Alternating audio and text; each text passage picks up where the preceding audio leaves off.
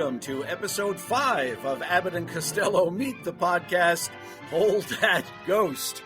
I'm Jerry Shario, here to introduce to you the host of our podcast, author of Annotated Abbott and Costello, actor, director, playwright, lyricist, singer, a man soon to have his very own Netflix subscription, Nick Santamaria. No, you got that wrong. It's actually a prescription. Oh, okay. My doctor says I need more Netflix, but it doesn't matter because I can't read what he wrote anyway because he's a doctor. But anyway, hello, everybody. Hello, Jerry, my friend Jerry. Look at you with your professional-looking headset. You people don't know what you're missing, honestly, especially if you're throwing something. So we are talking to Jerry, my buddy Jerry, and we're talking about a very important film in the Abbott and Costello canon. Yes. Canon fodder. That works, doesn't it? Canon fodder. What do you put in the canon? Fodder. Well, it must be Father's Day.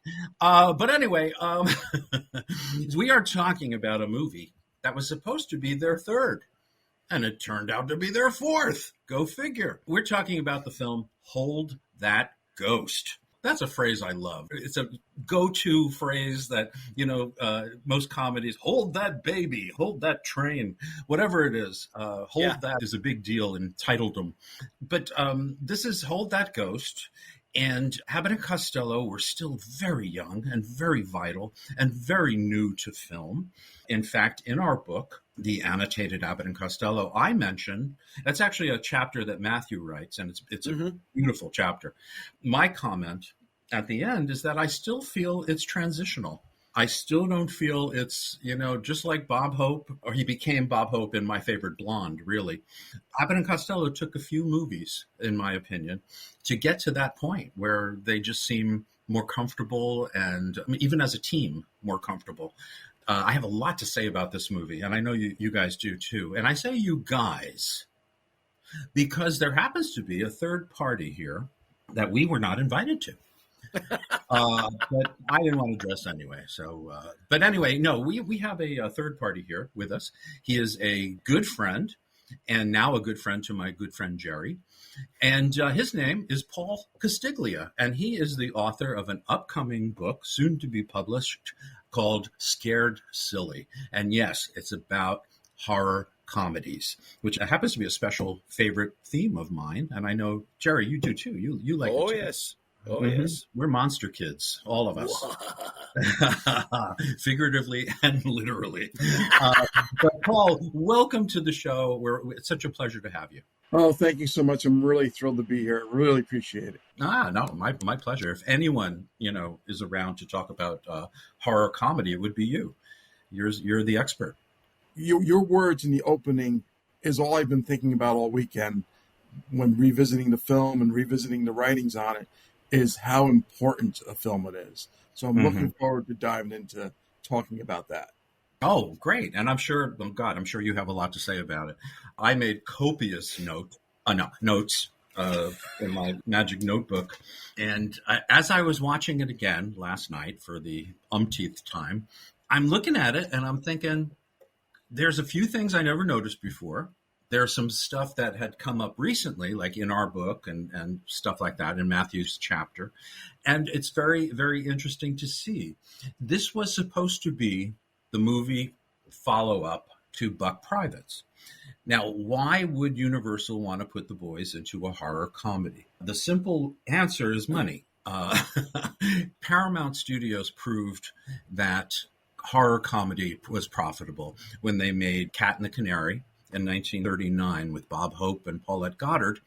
And then our friends, the Ritz brothers, followed up with a movie called The Gorilla, which was based on an old play, and the movie had been made before with actually Joe Frisco, the comedian Joe Frisco. Oh. And I think that's missing. I would love to see that. But anyway, so horror comedy was very popular. Bob Hope and Paulette Goddard followed up Cat and the Canary with Ghost Breakers, which coincidentally also has Richard Carlson playing a very important role in that.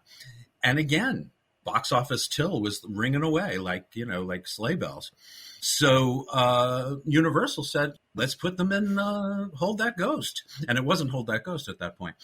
We talked last week about a little visit Lou made to the front office.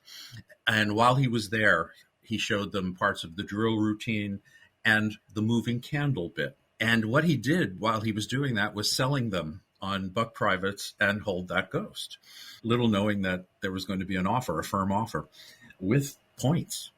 The original story, it wasn't called Hold That Ghost. It was called Don't Look Now. That was the name of the story. But that was eventually changed to Oh, Charlie. Now, why Oh, Charlie? In the movie, this is weird. And Paul, I don't know if you've ever noticed this, and I've never brought it up, but Oh, Charlie. Charlie is the name of Mark Lawrence's character. He's the gangster who gets murdered during the course of the movie. But it's also Abbott's name. Right. He was Chuck. Very odd. Very odd. Yes. Right? And I just noticed that last night. It was like, oh my God, it's Oh Charlie. Some people might think they're talking about Abbott,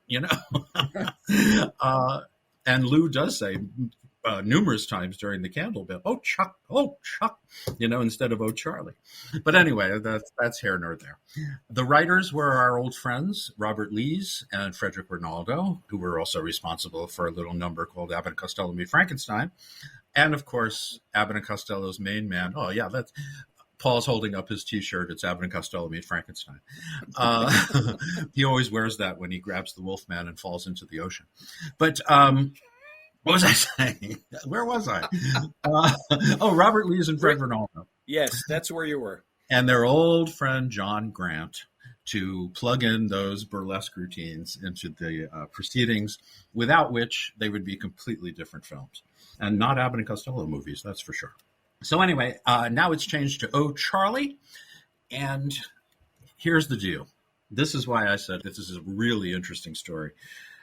They shot Hold That Ghost after Buck Privates, right? They go to the preview, and audience cards, almost universally, pardon the pun, say, where are the Andrews sisters? What's the deal? Why aren't they in the service? What's going on? The audience wanted another, what they knew to be an Abbott and Costello movie based on Buck Privates. So Universal, in its infinite wisdom, decided to go back and shelve Hold That Ghost for the time being. And they shot in the Navy and released it before Hold That Ghost. So, boy, oh boy, that to me is just amazing that they could do that. First of all, it was such a factory. Everything was so, intricately put together. That's not the only unusual thing about Hold That Ghost.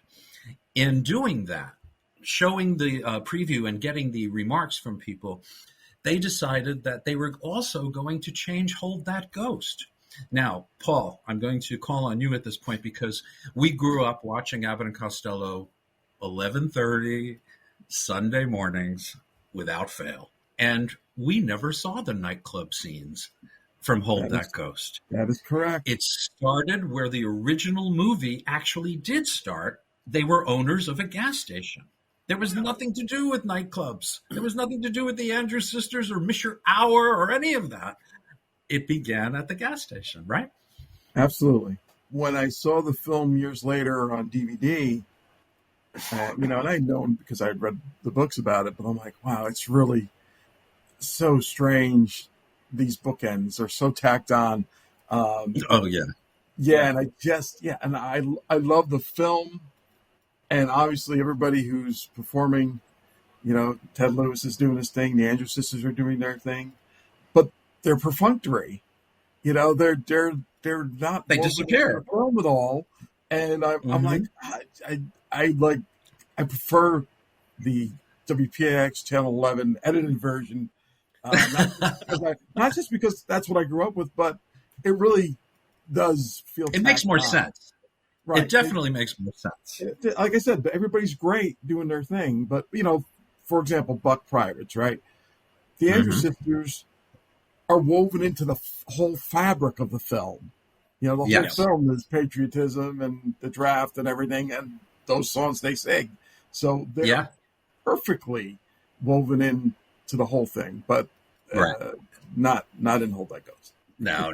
This is Afterthought City. This is let's build another set, and somebody called Ted Lewis. I hear he's in town. In fact, that's the way it happened. He was in town, and they said, let's call Ted Lewis. And in fact, the numbers that they cut, there were actually other numbers done by Ted Lewis. They showed up in a short called Is Everybody Happy that Universal released. So the footage is all there. I didn't see this footage until it was released on video. I had no idea that it started that way. To be honest with you, I looked at it as a bonus. I happen to be a Ted Lewis fan. I even visited his grave, his public park in his Circleton, Ohio, is where he's from. I made a side trip to go visit. But anyway, there's a little museum and all this stuff. But here's an interesting thing, though. I was doing a play, and two little boys were in the play, and we became buddies. We became like a trio, along with their mom, for you worried people. But so anyway, the two boys in the play. Yes, the two boys. They loved Abbott and Costello, and they love Hold That Ghost. But both of them said to me, "What's with that guy, Ted Lewis? Who is he? What is he doing? What does he do?" They saw this old guy with a battered top hat going, they didn't grow up the way I did with the Hollywood Palace when I would see him hosting. And I would ask my parents the next day, who's this guy with the top hat? I wanted to know everything about him. But anyway, I could see how modern day audiences would look at him and think, huh? In fact, one of his contemporaries, jazz banjo player Eddie Condon, who ran a great jazz club in New York City for years, he played very briefly with the Ted Lewis Orchestra. And he said, yeah, Ted Lewis made that clarinet talk. He made it say, put me back in the case. Well, Ted Lewis didn't have a modern style of playing. It was very 1919, and it continued playing that way. The other thing that modern day audiences also might respond to, just maybe, is me and my shadow. Yep. Okay, I'm ready for that. Yeah, so, I'm ready for you. It's it's what it is, and well, I'm gonna put it in perspective for audiences sometimes that are not up to date on this stuff. Okay, I'm going to put it into perspective here because I don't like to change history to make people comfortable. But the guy's name was Charles Whittier. His nickname was Snowball, which was one of those tasteless nicknames they would give to black comedy performers, usually. Sleep and Eat, all those guys. But anyway, he worked for years with Ted Lewis, and they had a wonderful relationship, and he made a lot of money. He worked where his brother, down the street wasn't. He was working. Yeah. And that's what it was. They did what was available. Now, interestingly, this song was redone with Sammy Davis Jr. and Frank Sinatra and Dean Martin, and they did it too. And, it's a cute number. I'm sorry. Sorry, I think it's a very cute number. It is a cute number. I think, people younger than us, need to hear the context of it, like you just gave. I spoke about this film at the West Orange Classic Film Festival a few years back, and, I had to address that the same way. And I think even more now, it's worth addressing. And, of course, the gentleman is an amazing performer. So he's terrific. When all is said and done, what you're looking at on the screen is a master class in dancing and performing. So, yeah. It's a beautiful little number. It really is, and I could see why it was so popular and why he did it for years. Before people got ultra sensitive and wearing their nerves on the outside of their skin. So there's that, and there's that number, and there's also his theme song, which I love. When my baby smiles at me, gee, what a wonderful, wonderful light that comes to her eyes. His name is on the credits of writing When My Baby Smiles at Me, but in those days, if you were a big star, you knew that your name was going to sell the song, so they would take a percentage from the songwriters. Jolson was famous for it. He was very big into that. So anyway, the Andrews Sisters are they're working in the nightclub, and they do a song called "Sleepy Serenade," which to me is one of the unsung beautiful songs. Actually, it was sung. They did it, but it's it's one of the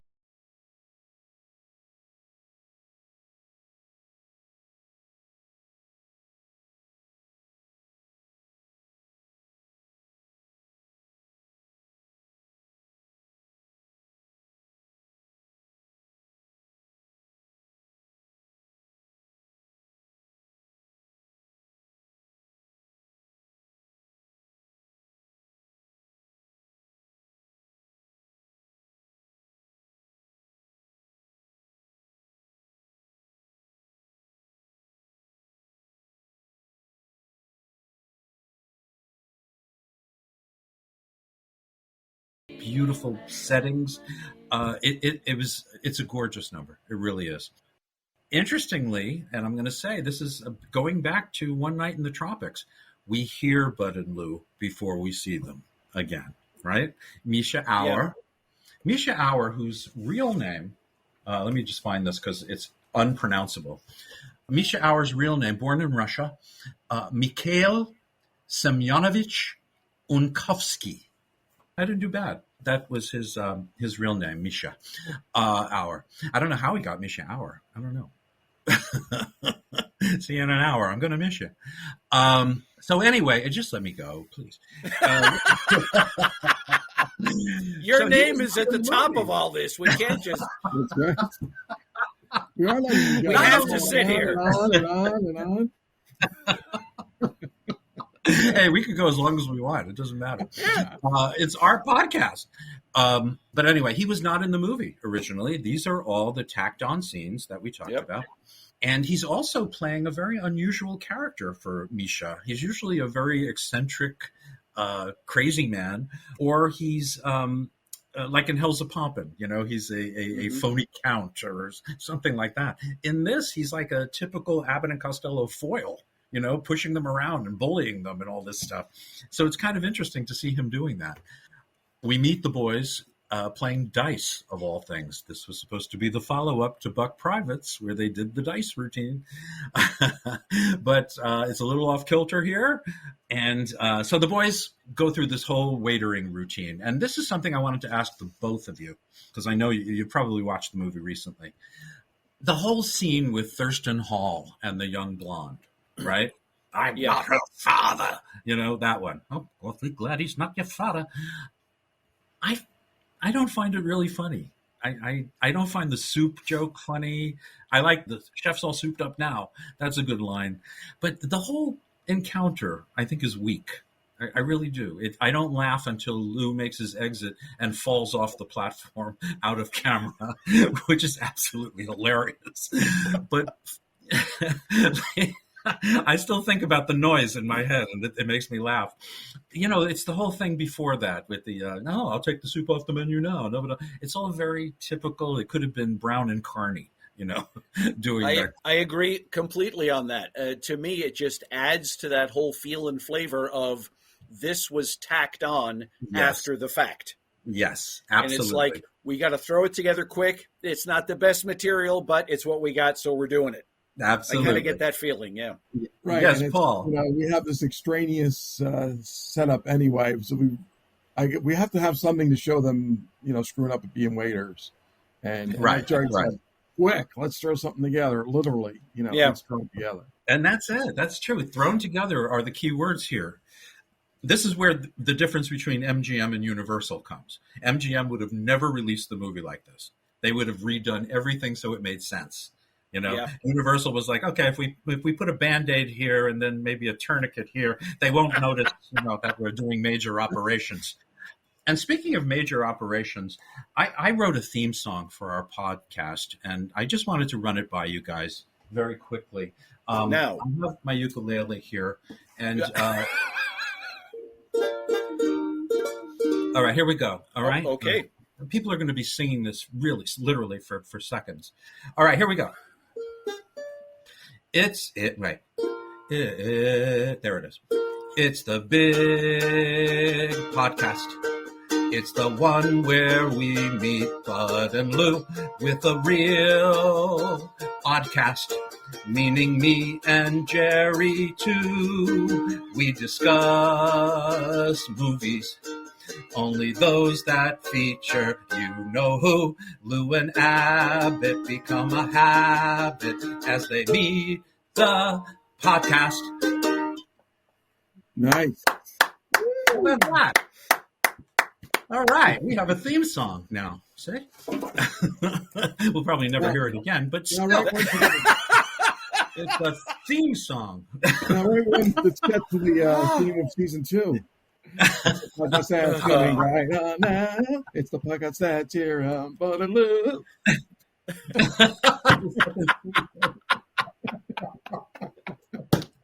Oh my gosh, that's funny, Paul. Now it is time for the Abbott and Costello podcast. Anyway, so they've tacked us on. The Andrews sisters are doing their number, and I love Ted Lewis's introduction. It's almost like somebody bet him. I'll bet you can't talk slower than anyone before you ever. And he's like, oh no. Here they are, those pretty little girls of Songdon, lover. I won't go on, but it's kind of, that's the tempo, basically. Yep. And the little boys were saying, "Who the hell is this guy? and is that a toupee?" Oh, and just by way of, because I didn't mention this before, one of the associate producers was someone who worked on some of the early Abbott and Costello comedies, Glenn Tryon, who was a star comedian for Hal Roach during the 1920s. He was sort of Charlie Chase before Charlie Chase, a very normal-looking, kind of good-looking guy who gets into crazy situations. But he's a producer at this point. And like the great Raymond Griffith at 20th Century Fox, he added his comic know-how to these films. Okay, so we are at the nightclub. And now here's the weird thing. After they get chased out of the nightclub, now they are not even permanent waiters at this nightclub. They are fill-ins. They were the best the company could do at short notice. It's kind of like the Stooges. Don't worry, lady, when you get back, you won't recognize the place. But so Bud and Lou are not like, they don't even have a permanent job. But as they're running out, Lou is awkwardly recorded in a Foley studio on the Universal lot. As they run out, you hear, well, back we go, back to the gas station. Again, there's another Band-Aid, another little tourniquet, well, maybe they won't notice. And then you cut back, and they're actually at a gas station with their names on it. Chuck and Bertie's gas station. They own a damn gas station. I have seen this movie, like you, I've lost count how many times I've seen this movie. It wasn't until this last viewing that I noticed C and F on their hats. It's their gas station. Yeah. Business is so great at this gas station, they've got to go hire themselves out as waiters. As waiters. They don't even need Moose Matt's money. So, it makes no sense. But they did. And here's makes it even more absurd is the fact that Universal actually built that gas station set for this film. I mean, they used it 100,000 times. Yeah. Later. Most memorably in Pardon My Sarong, with they do the baseball story with Irving Bacon. So they actually built this, and they did a scene that was supposed to explain why they want to own their own nightclub, and they could hire Ted Lewis and the Andrews sisters. That was also added in to their, what they shot originally, just gas station stuff. So anyway, what happens is, plot-wise, William B. Davidson plays Moose Mallory, the gangster who keeps his money in his head. And he pulls in, and they do some funny stuff in this thing. Do you want any oil? No, I don't want any oil. We're giving away dishes. It reminds me of violent is the word for curly Yes. Super Service. Super Service. It's that kind of a scene, a slapstick scene, and they mix up, of course, Ethel. Why is Ethel more expensive? Well, anyway, they actually went farther with that routine, but Joseph Breen made them cut it out. Oh. So anyway, they're at the gas station. They get wrapped up with this gangster. They get pulled into the car as the police are coming. There is another slightly controversial thing here. When Lou finds Moose's gun in the back seat, the first thing he does is put it to his head and fire it twice. And it just clicks. And then he moves it away from his head and shoots it, and it goes off. So I'm thinking to myself, not a great example for us kids watching on a Sunday morning. But I never thought of it that way. Even the end of that Bugs Bunny cartoon with the dog, this shouldn't happen to a dog, and he shoots himself in the head. We laughed. We thought it was funny. Yep. Those types of gags were more ubiquitous in the 1920s, 30s, Yes. and 40s, and we grew up watching TV. I mean, I was watching TV in the 1970s and 80s as a kid, and I think you guys are within my age range. So, Yeah. we didn't think of it that way, but I've pondered it, and I think it really was just, comedians, whether they do it intentionally or subconsciously, a lot of it's about making sense of the pain of life or the struggles of life, right? And so you have things like tragedy plus distance. Right. So you have the whole, like the stock market crash and people jumping out of buildings and things. But that even further, how many gags did Harold Lloyd pull off in that one film where he's despondent? He's trying to commit suicide. Right. It was very prevalent. And, again, it's one of those things where we grow up being exposed to it, and there wasn't the same type of what's the word I want to say here, resonance attached to it that today, after everything that's happened in the world. Please. It's the helmet generation. Yeah. So now you're going to wear elevator shoes? Put on this helmet. You might get hurt. Yeah. So they grow up with a different perspective because of what's been going on, how they're raised, what's around them, and all that. So yeah. Because it's funny because I have a college buddy of mine. We watch the cartoons on MeTV in the mornings, and we message each other back and forth, and we comment on the cartoons. He's an animation aficionado like me, and we're always noting some of these things like, wow, that's one they wouldn't do today if they were making theatrical. Are you familiar with the alternate ending to that dog cartoon with Bugs Bunny? We grew up with the cartoon where he puts the gun to his head and blows his brains out. Okay? Yeah. That was not the original. I actually saw it at Cinecon. They ran it at Cinecon, and at the end, Bugs Bunny actually puts the gun in his mouth and shoots it. Oh, gee. Wow. In the dog's mouth. You think he was the governor of South Dakota.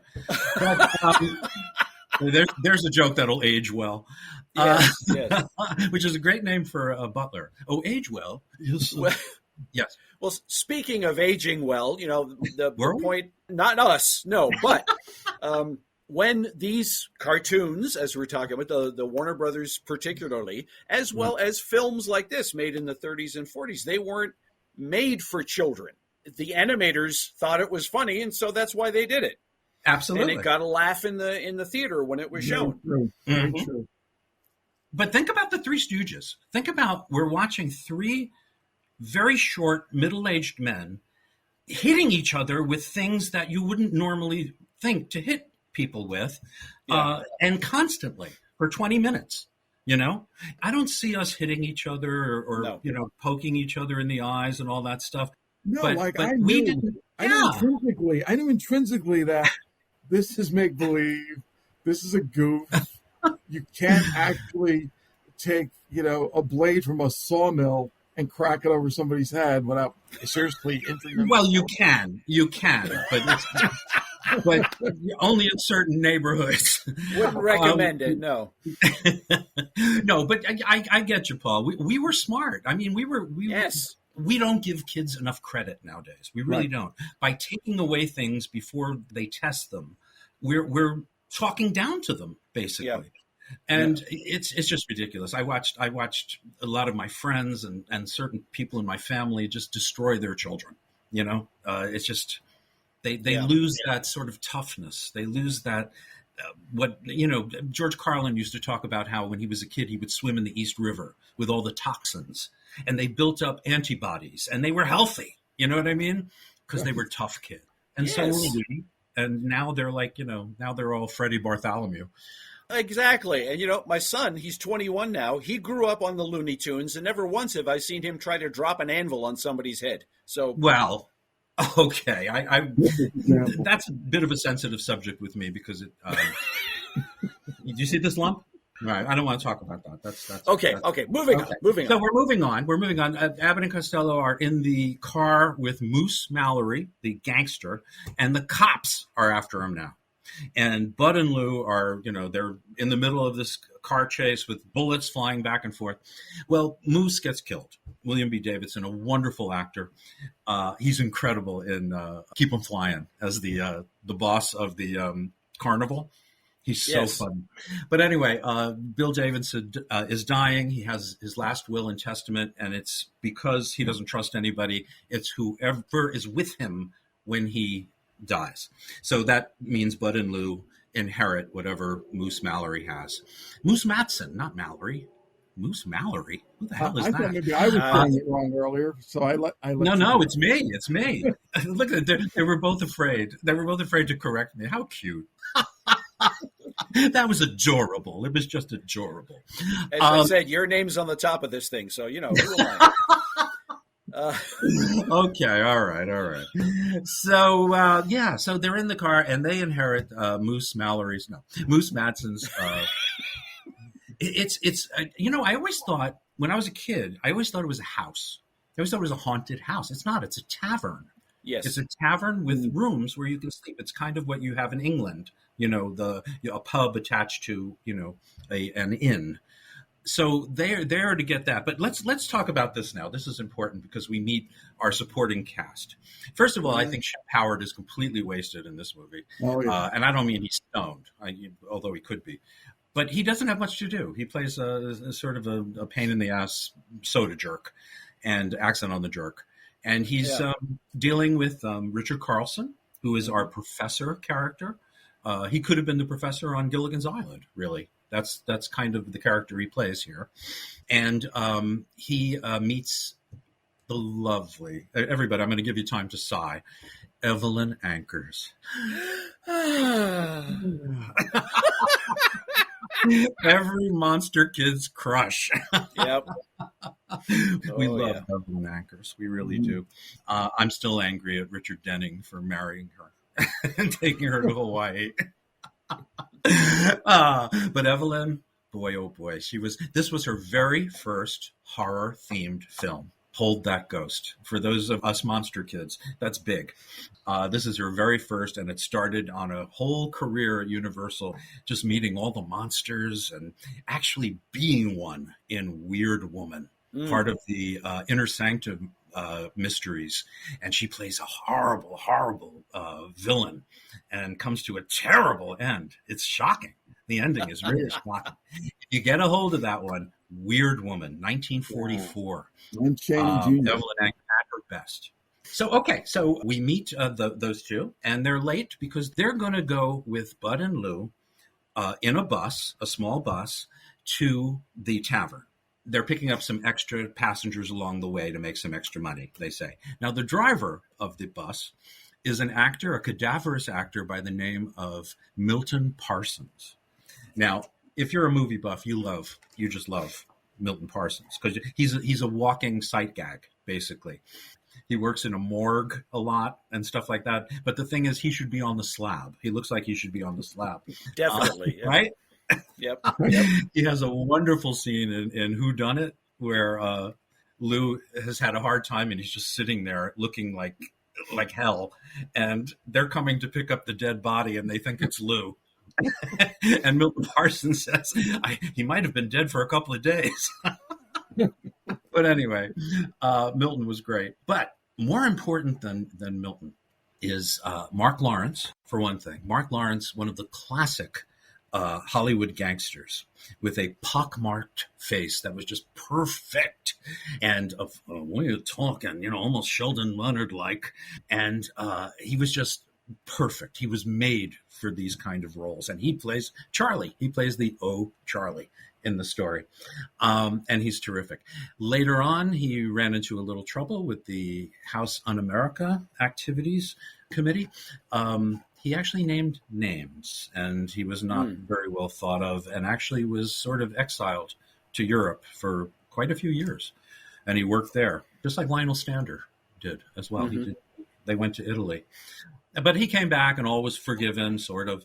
And, I think his last movie was Space Jam, speaking of the Looney Tunes and all that. So we have him. He's our main gangster, working with Russell Hicks, who has beer running over his paisley shawl. We love Russell Hicks. The perfect sleazy lawyer. And there's one other guy I want to mention, part of the gang, a guy by the name of Harry Wilson. Now, Harry Wilson was one of the ugliest men. In fact, he might have been sold that way as one of the ugliest men in Hollywood. He was English. He was actually born in England.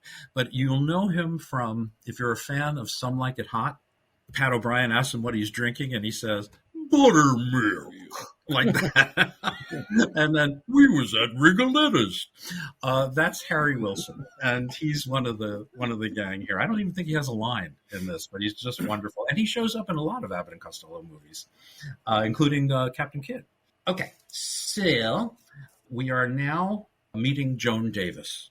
Yes. Now, this to me may be the most important thing to talk about. We're all kind of looking like fans, like fanboys. We love Joan Davis. Oh, yeah.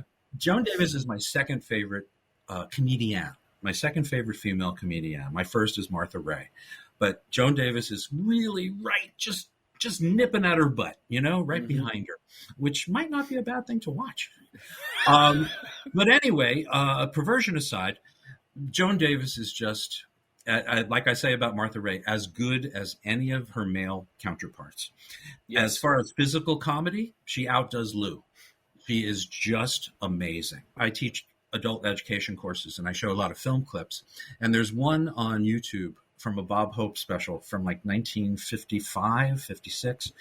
And Joan Davis is his guest. And they do a number that not only is it beautiful musically and dance-wise, it's hilarious. So I'm just going to tell you, Joan Davis, Bob Hope, YouTube, if you want to take a look at it. It's quite wonderful. Lou and Joan do a fall at this point that still amazes me. There are some people, that don't really pay attention to stuff like this, but I watched it last night in slow motion. There, she's running, she's barreling like any of her male counterparts. She's given 112%. She's running. She hooks arms with Lou, who is taking it beautifully because you see he doesn't see her coming. Okay, so he's acting it perfectly. The two of them hook, and with her trajectory, they both pull. Their legs come up from under them, and they do this incredible two-person tandem pratfall. Now, right there, as a comedian who's made physical comedy movies, right there, they told you that they were going to work beautifully together. That's all you needed to see to know what the rest of the movie was going to be like. Now, I wanted to clear one other thing, and excuse me I just have a lot to say. Please pardon me. Robert Lees, one of the writers, who came to a terrible end, by the way. We'll talk about that later. But he's very tough on Lou in more recent interviews. I mean, he's gone now, but I'm saying in the later interviews, he makes him out to be a monster, a real monster. Get rid of Joan Davis. I'm the comic here. Blah, blah, blah, blah. First of all, Robert Lees would not have been around for any of that. He was a writer. He was working on his next projects. Number two, he was also blacklisted during the House Un-America activities. Lou Costello used to make speeches on behalf of Joseph McCarthy. Robert Lees didn't like Lou Costello. So don't listen to the bullshit that he was spreading. Just know that there was a there was a nudge there behind him that made that stuff happen. So anyway, I thought that was interesting. I kind of figured it out last night. I was thinking, why is he so mean to him? Why is he, he's not giving him any credit, anything like that. Speaking of credit, and we'll get back to Joan Davis in a second, this is one of Bud Abbott's best performances. Have you guys noticed that? Yes, absolutely. Yes. He's incredible. He's more than ever. He's the glue in the whole mix, because I think he's working double time because seriously, this is not a duo. This is a trio team now. It's Abbott, Costello, and Davis. Now he's got to be twice as much on this game, and he is. He doesn't falter that much. And what I was going to say was there's a moment in the bus when she mentions something horrific. This reminds me of the tale of the broken skull or whatever it is. Bud nudges her and points to Lou and says, no, in his way, with his face. Don't, not in front of the kid. I love that moment. I love that moment. He's watching out for Lou. Yeah. Because he knows Lou's going to be scared. So that's a beautiful moment between the three of them, I think. And when she asks if he's married, and she leans to Bud and says, he's old enough, isn't he? And then probably the most overused joke in classic comedy. We can play post office. Post office, that's a kid's game. Not the way I play it. That was almost cut by Joe Green, our friend Joe Green. Yeah. Can you believe it? Wow. Thank goodness it wasn't, though, because that I think that's the prime example of that one joke, not the way I play it. So they get to the inn. There was a scene cut that took place in a little supermarket, a little store where they bought the box of groceries that Lou is carrying when they get to the house. But that scene was cut. And Matthew Conium, my buddy, in his chapter says that he finds it very amusing that Lou says when they're at the front door, he's looking at the place and he goes, any place painted dark brown I never liked. Ad-libbed, out of the blue, not in the script. Oh, God. And then Milton Parsons drives away and steals all their luggage and everything else and strands them there. And then there's a very dated joke between Lou and Joan Davis about her shoes, her slippers. Now, I didn't know when I was a kid, and you guys probably didn't either, that slippers at that time, female slippers, were known as mules for some reason. Yeah. And she says, oh, he took my mules. I can't go to bed without my mules. And Lou is like, doesn't the Board of Health say anything about it? So anyway, that was one of those jokes like in the Navy when he says, how are you going to sleep in a snood? I had to look that up, Oh, a snood. Yep. Okay. Yeah. So mules, I found out, I looked that one up too. And that's the fun of it. Even the Warner Brothers cartoons. It's like, wow, this is great. Yes. Let me look it up. What does he mean by that? Now it's like, oh, I'm going to take a picture of my breakfast.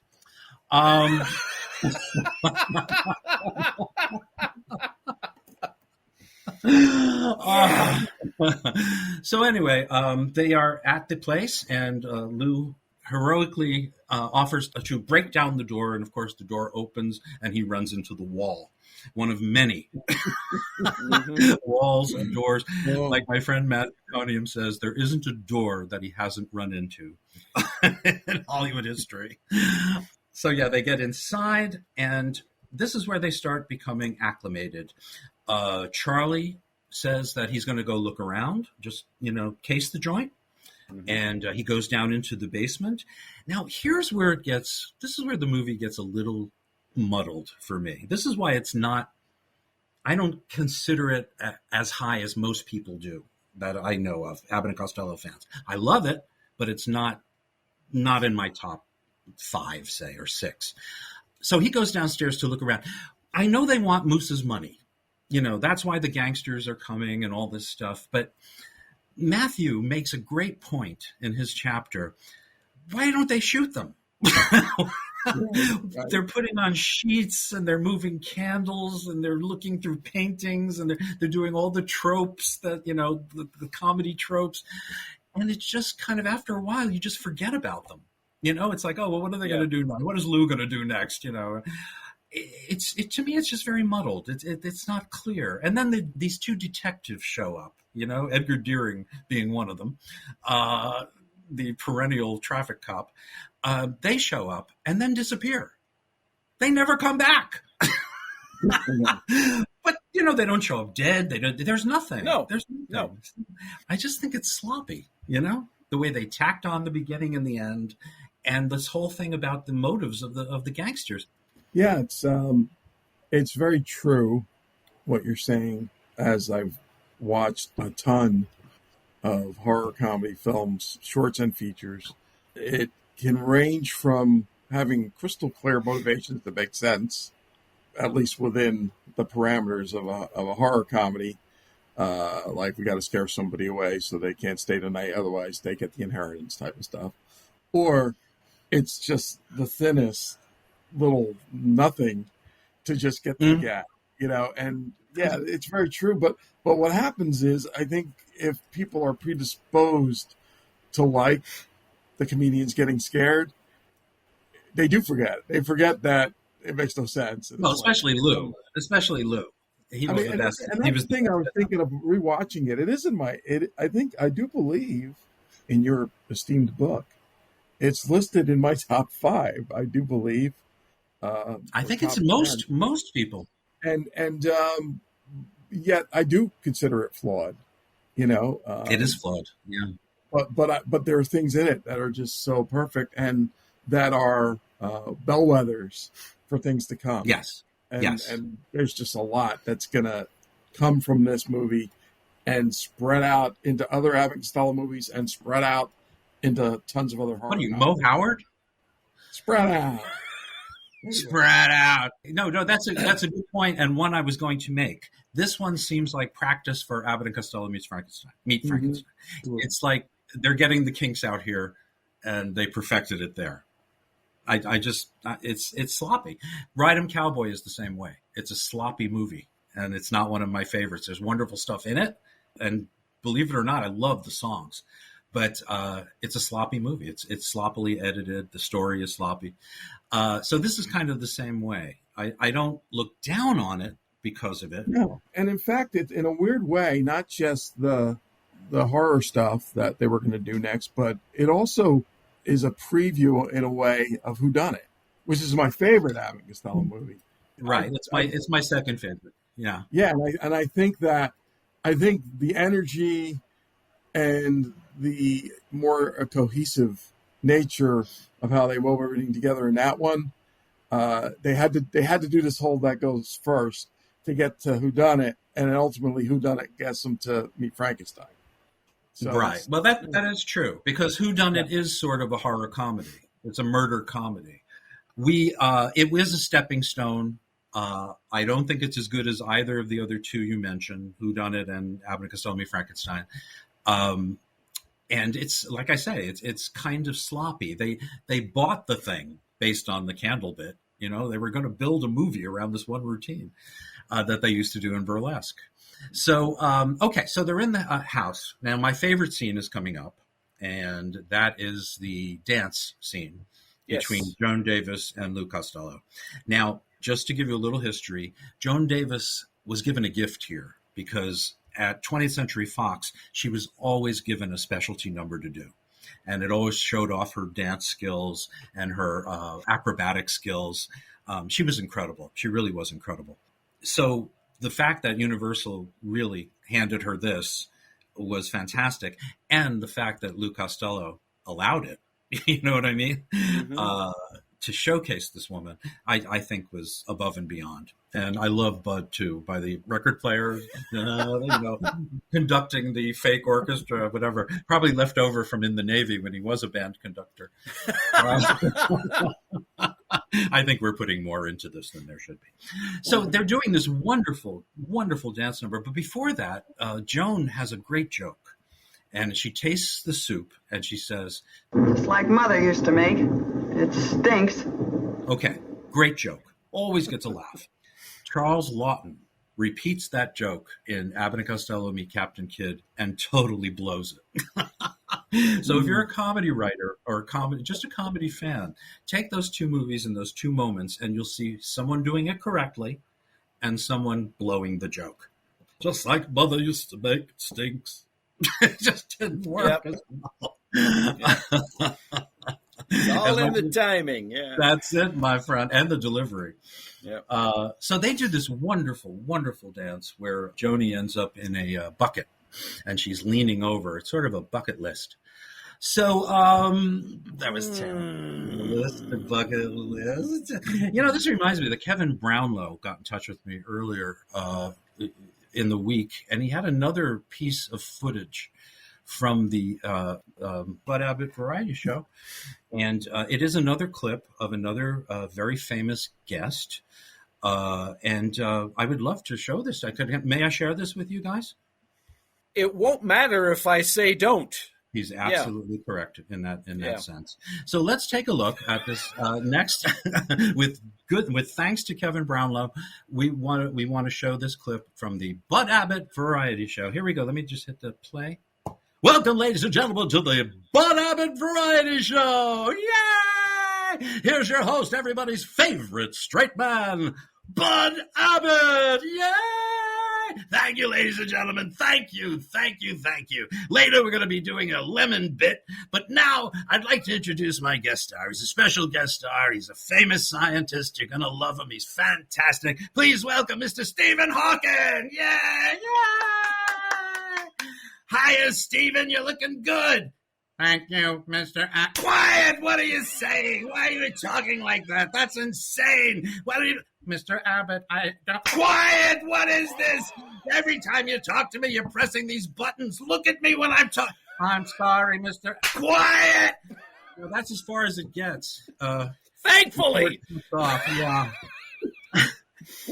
That's as far as it goes, guys. I'm sorry. I wish I had more.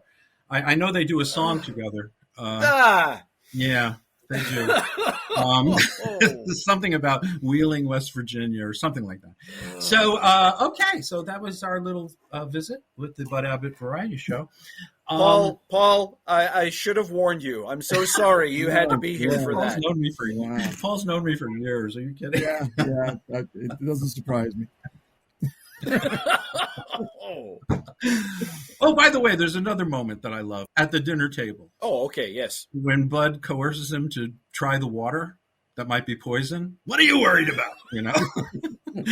When Lou removes his tie and uses it to pull the glass up to his lips. Yes. I've watched it a couple of times because it's just it's classic. It's classic. A great bit, yes, and others then stole it from them. But yeah, it's which is unusual with Abbott and Costello.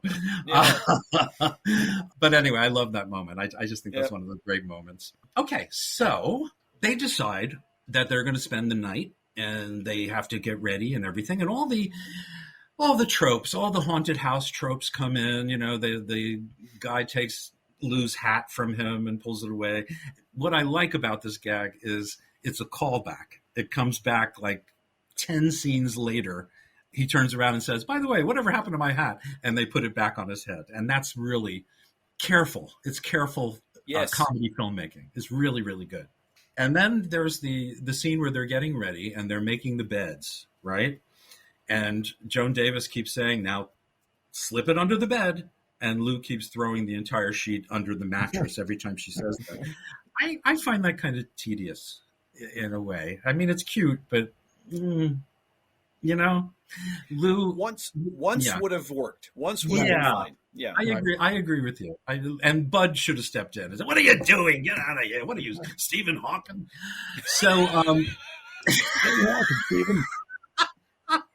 So anyway, they're getting ready, and there is another dirty joke there. Lou is the naughty little boy. When Joan says, "You mean we're going to have to sleep together?" You cut to a close-up of Lou's face going, "Woo!" He does that little whistle he does that I can't do. I wish I could. Yeah. And I'm surprised Joe Breen was asleep at the wheel there. That's Agreed. a naughty joke. Okay, so I don't know if you noticed that during the scary scenes, during the where Lou's room keeps turning into a casino, every time he places his pants onto the hook and it goes down, everything changes. The bed becomes a roulette table, and so on and so on. The music is from Son of Frankenstein. Oh, yeah. If you know Ah. that. I love that. Are you kidding? It's like an old friend showing up, It's fantastic. But to bring up music again, this is something I didn't want to forget. During the fight scene at the end with the gangsters, and by the way, something was cut from them too. They originally attacked the gangsters with records. Bud finds the record player, so they all start throwing records at the crooks. But the thing I was going to mention was something I completely forgot. Yes, the music during the fight scene sounds like the music from Underdog.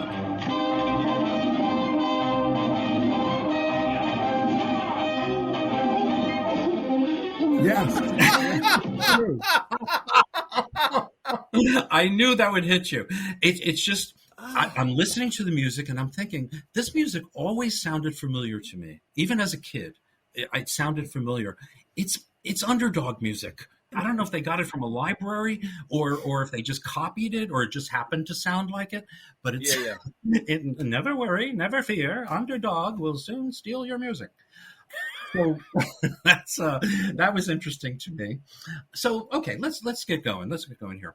The transition scene is just, to me, it's wonderful. Where Lou keeps getting up and his room keeps turning into a casino, and of course Bud just misses it at every opportunity. Are you trying to tell me this is a casino? And it's just hilarious. And of course they switch rooms, and it happens again in Bud's room. But there's one moment especially, and I write about it in the book, where there's a shot in the movie where Bud yells at him and says, "Get in bed," right? He gets in bed, little Lou. The camera is pretty far away, so Lou looks like he's about 3 inches tall. And Bud slams the door, and there's a pause, and you hear Lou go,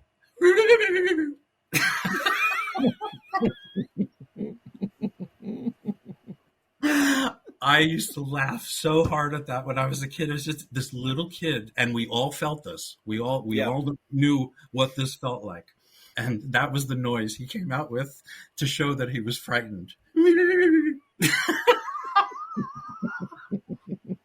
And it just kills me, and it's one of the many reasons I love Lou Costello.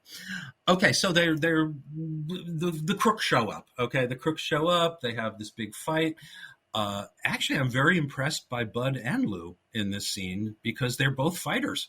They're showing their Jersey side here. Lou's, kicking the crap out of these guys, and eventually comes up with the idea to imitate the police siren, causing them to run away, which I always felt was a little lame. Again, it was a little too easy, So they find the money in Moose Matson's head, which is a moose head at the lodge, of course.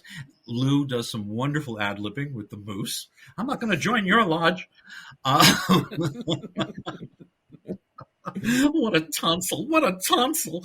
And they find all the money. So they're rich, and they decide that they're going to open a health spa, a very fancy health spa, because the water is filled with healthy minerals, I guess you'd call it, healthy minerals.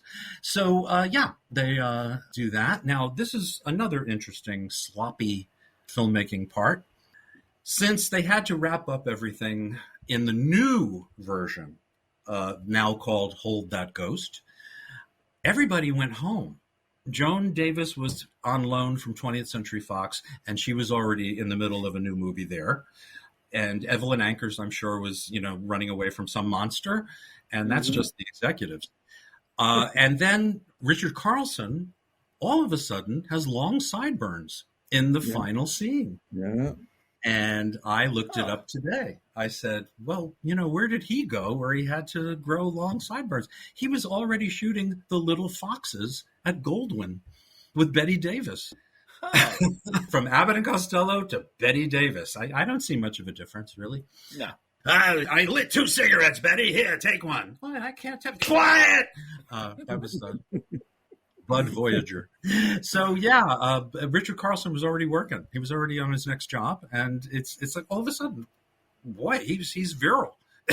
He grew long sideburns overnight. Yeah. I guess. I don't know. Now, you see, today, if that had been the case, when he came back to shoot the final scene there, CGI would have taken out those sideburns. Yeah. Like Henry Cavill's mustache, they would That's just right. disappear them. Yeah. Or they just would have used AI to recreate his whole head and voice. Or the whole movie. The whole movie. Or the whole movie. Hold that robot. So they're rich and they open the spa, and now they have to insert the new finale. Joan Davis isn't there. They talk about her, but she's not there. Again, Richard Carlson and Evelyn Anchor show up, and he's still got the long sideburns. And the final gag I always liked. I always liked the final gag. Yeah. It's very telling, first of all. Lou is trying to get Bud to look at the pretty women. And much more important than pretty women to Bud Abbott is pretty money. So he wants to see the money in the cash register. And of course, Lou has not been putting it there. Bud slaps him and his shirt front goes up and there's all the money stuffed into his shirt front. It really is a sweet little ending. And I love seeing it at the beginning of the Abbott and Costello show during that montage and the opening credits. You actually see them, during that scene, and they look great. They're in tuxedos, white tie and tails. And Misha Auer is now working for them. As it should be, yes. As it should be, yes. Of course, the damn Russians. You just can't trust them. What's the hurry? So Ted Lewis does not get another number. Some people said, thank you. And then the Andrews Sisters do a song, a minor hit. I know a lot of miners that used to play this song down in the shaft. And, no, I'm kidding. It was it was a minor hit. In fact, there was a recording in the late 1970s. I don't know if it was Taco. Remember he did Putting on the Ritz? It was like a robotic version almost, like an electronic version. As it's ending, you hear in the background, Aurora, Aurora, la dum, from this song. And it was funny because, they were kind of paying tribute to it. So the thing that kills me about this number, I love the number. It's very, very good. They're terrific in it. They look great. It's lit beautifully. The chorus boys look like they're 45 years old. Now I'm thinking to myself, this was shot during the summer of 1941, in August 1941. I think a lot of the younger people were already enlisting or being drafted, and this is what they were left with. It just makes me laugh every time. It's like, okay, I wonder if they got their Social Security checks that week. So they do that number, and it's a goodie. It's a real goodie. I can't believe we've come to the end of the movie. So I'm going to say that it's not one of my top Abbott and Costello films. I think it's maybe number 7, around there. I forget what I put on my list because lists to me change, Oh yeah, by the day.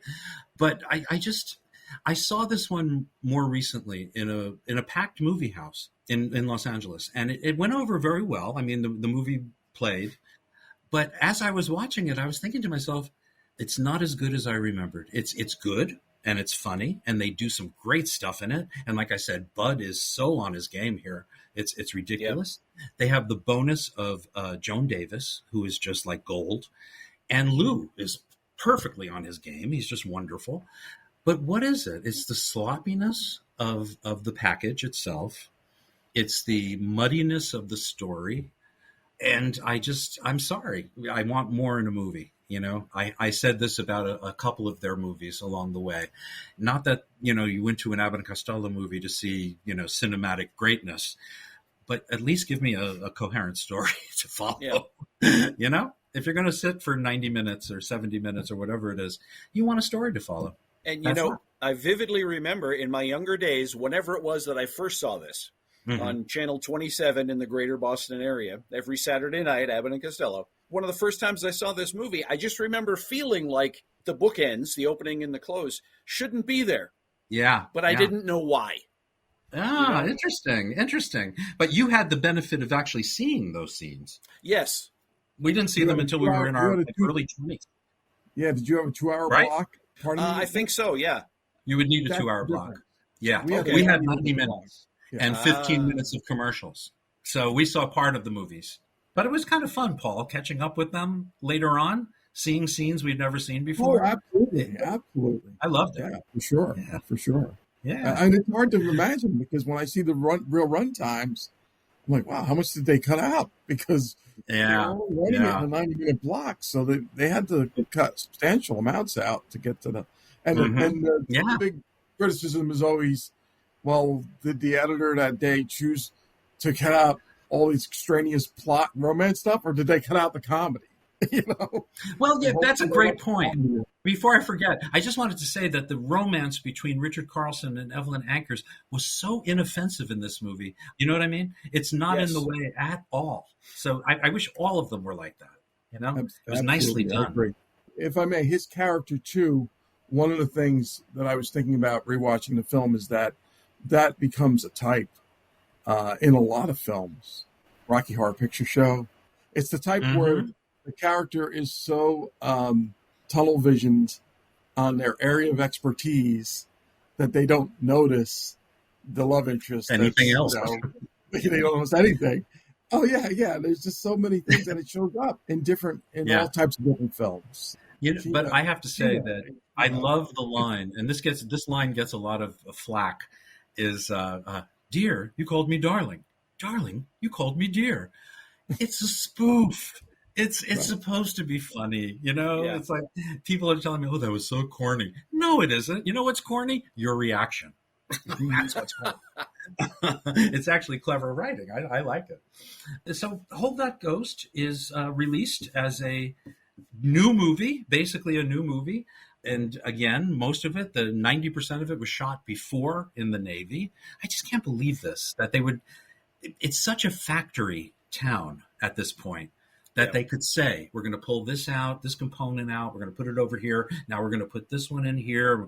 It's very mechanical. It's very, it's like, who would think of doing that now today? You start a movie or you shoot a whole movie and you think, oh no, this is going to work. Let's do another movie and release it first.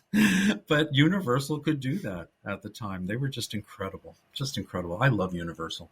And I'd like to say too that one thing I noticed was that they're set up in a way, from having done all the horror movies, and of course the Old Dark House too, where they can make it look better than other studios. Absolutely. Watching a lot of horror comedy films, some of them have next to no budget, and at least here, they probably borrowed those sets from somewhere for the film, and they look pretty good. It looks like pretty good.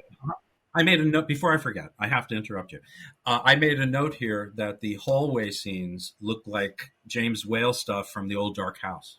It looks like a higher budgeted film because they're already having made these types of films, which is they were the experts, right? That's what they were known for. This is also the first time that Abbott and Costello encountered Bobby Barber, who was cut out of the film, but he was in the film. And that's when they first met. They did not become friends until Wistful Widow of Wagon Gap, which was 6 years later. He kept appearing in their films and he was around and whatever. But Lou's father, Sebastian, passed away while they were shooting Wistful Widow. And Bobby became his sounding board and his friend and was there for him and talked him down and made him feel better and all that stuff. They became like best friends, Bobby and Lou. Bobby even did his the walkway in front of his house on Longridge. He did all the brickwork. He was a mason as well as a funny little guy and a court jester, of course. So yeah, this was their beginning. This was only the second and the only two radio adaptations. Yeah. Buck Privates was on the Lux Playhouse, and this was on Luella Parsons' Hollywood Hotel. Yeah, Hollywood Hotel. They did a version of it there, and it starts at the gas station. So they get it right. And I'm trying to think, before we finish up, is there anything else? Robert Lees. Now, I hate to end this on a note like this, but Robert Lees, who, was such a cranky old man, an insane person, an escaped insane person, infiltrated his house. He's already 93 years old, I believe, at this point, Robert Lees. And he was decapitated by this crazy person. and the person took the head and went to another house and killed that person. And I mean, eventually they caught him and all this stuff. But can you imagine? Wow. Robert Lee's actually had a girlfriend at this point, and she came in to the apartment to find that he was never going to buy another hat. So, pretty terrible stuff. That's Hollywood, boys. That's Hollywood. So that's the end. You talk about a horror movie. Yeah. Right? This poor man, this man who wrote such wonderful things, but apparently he was the story man and Fred Ronaldo was the funny guy, filled in the funny. So they worked very well together. So I think that's about it. What's coming up next after Hold That Ghost? We move back into the realm of the armed services again, do we not? It's Keep 'em Flying. And having had Joan Davis appear in this film. You scared me for a second when you said having had Joan Davis. I'm like, really? Yes, appear. Yeah, I made sure I got that word in quickly. Really? Having that happen in Hold That Ghost, in Keep 'em Flying, we get your first favorite female comedienne of the period. And not just one Martha Raye, but two Martha Rays for the price of one. In fact, in the Abbott and Costello movies, Lou always gets a girl and Bud doesn't. In this movie, they each get a Martha Raye. Yeah, that's one of the things I wanted to add too, is that what makes the film important is that it foreshadows. No, we're going back to Hold That Ghost now. Hold That Ghost. It foreshadows. So it's the Joan Davis here. So it's like, what kind of mileage can we get out of Costello with a quirky woman who's interested in him? So then you get it with Martha Raye next, right? And then you get it again with Mary Wicks.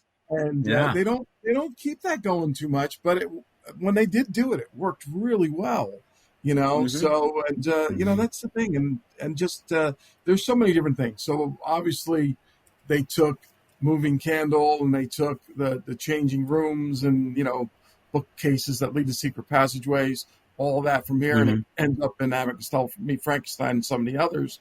But then there's what I like to call the dead body horror comedy, where a dead body keeps popping up, and that's Meet the Killer Boris Karloff, right? So this film goes out to influence multiple Abbott and Costello films and multiple horror comedies. So. Absolutely. It foreshadows, heavy on the shadows. Yeah. But no, definitely. Most definitely. There are some shots in Whodunit that could be in any noir film or any good mystery film, When they're in the radio studio and Lou's trying to get the radio to work, the lighting and the shadows in those scenes, they're gorgeous. They're just gorgeous. And even the angle of the camera, some of those shots, very noir. I just don't understand. It's funny. These movies are not considered good by most people. Most people don't consider Abbott and Costello's movies. They think about the TV show. They think about the radio show, all of which, in my opinion, are inferior to the films. And the films have so many elements to really concentrate on and like and appreciate. I just don't get it. I think they're taken for granted because they were so available for a while, And now when people look back at them, they tend to think, oh, well, we were kids then and da-da-da. It's like my dad. I asked him once, did you go see the Abbott and Costello movies when they opened? And he looked at me like I was crazy. And he said, no, those were for kids. I was an adult by the time they made their first movies. And he was in his 20s, and he just didn't, it was too silly, which disappointed me, but still. Well, I think what needs to happen is somebody needs to write a book informing people of how good these movies are. I think that's a great idea. And what would we call it? What would we call it? How about the annotated Bud Jimmy and Lou? Stewart, by the way. You do a wonderful Jimmy Stewart. Yeah. And then they create a podcast called Abbott and Costello Meet the Podcast. And then they with a theme song. Okay, we won't go there again. And they also need to dig up, not just the heyday of the Bud Abbott variety show, but also the later years in the late 70s, early 60s, where Bud could be heard saying, "Don't press that button, Costello. You'll launch us into space." Oh, wait, that was the cartoon. My mistake. That was great. That was great. Oh my God, those cartoons were so terrible. They were so terrible. But it was so good to hear Bud. It really was good to hear Yes, Bud. absolutely. Even under those circumstances, you know? He's an old friend. His voice was an old friend. And speaking of old friends, it's nice to have the two of you in that category. And so we're looking forward to rejoining the service. And Paul, we will probably see you again on another horror-themed episode to I get would love to come your back. angle on it. And we are really looking forward to your book, Yes. Scared Silly. Do you have anything else to plug? I do actually have a movie-related project to plug, a graphic novel anthology called Robot Monster Comics in 3D that I'm editing and contributing some writing to. We put it on Kickstarter. We reached our goal. I think it ends on May 8th, so if you hear this before then, you might still have a chance to grab a copy.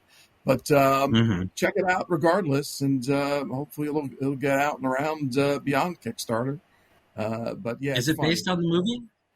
Yeah. So the whole premise of it is the what ifs, what may have happened before the events in the movie, what may have happened afterwards. Because it does sort of just start. You know, the apocalypse has already happened. Yeah, that movie allows for it because of the dream aspect. And it's one of those films where you're not even sure which bits are the dream and which bits aren't. And it ends in a very obsequious way. So it really gave us the permission to just blow it out into all sorts of different... There's going to be a lot of silly stuff in it. There's going to be some stuff that's a little more serious, too. So everyone will... And it's going to be in 3D, just like the original film was. Oh, wonderful. So, let me ask you a question. Did you see the recent 3D version of it put out by Classic Flicks? Yeah, that's the one that was restored by Bob Furmanek in the 3D Film Archive. Yes. And this actually is a spinoff of that. So we're doing this with that. It was the best 3D I've ever seen. Yeah, and you know, kudos to Bob and his team. But one of the things about that, kudos also to the people who filmed it originally, because you watch it and there's not a lot of the usual stuff coming at you that you get in 3D film. But what there is Bronson Canyon. And I tell this to everybody because it sounds odd, but it's true. You wouldn't think looking at stones and boulders and gravel and a cave and any type of, desert type plants in the canyon would be interesting. But by golly, you put on those glasses and it's interesting. So anyway, that's the end of our deep dish dive into Hold That Ghost. Nobody mentioned the animated opening titles. No. Which were cribbed by Olsen and Johnson 3 years later in Ghost Catchers, where Abbott and Costello are mentioned twice in the movie. They also mentioned them in Crazy House. You know, they knew their place at the studio, you know. Bud and Lou were actually paying their salaries, you might say. But anyway, so that opening animation is terrific. I found out who did the animation on Abbott and Costello Meet Frankenstein. And that was Dave Fleischer and his company. He used to do like outside work for Universal. And I'm wondering if he might have done this as well. Or was it Walter Lantz and his company who was with Universal at the time? Yeah. So I don't know. I'm not sure. I'm not sure, but it's good, really good animation. I love the ghost. It's great. And them running, their little silhouettes running. But anyway, so then we're going to meet up next month for a look at their final service comedy, unless you include Buck Privates Come Home. And we're going to look at Martha Ray twice. And Dick Ferran returns to the leading man world of Abbott and Costello. And there's a few other people. William Gargan is in this movie. And we'll go over it when we get to it. In the meantime, everybody have a great month. We want to thank Paul Castiglia for joining us today with his expertise on the comedy of the horror, or the horror of the comedy, or the whatever. And we want to thank him for not leaving after the theme song was played. And Jerry, as always, I had a wonderful time, and I look forward to our next get-together. As do I, my friend. All right. Everybody take care. All the best. Stay healthy. And remember, 7 times 13 is 28.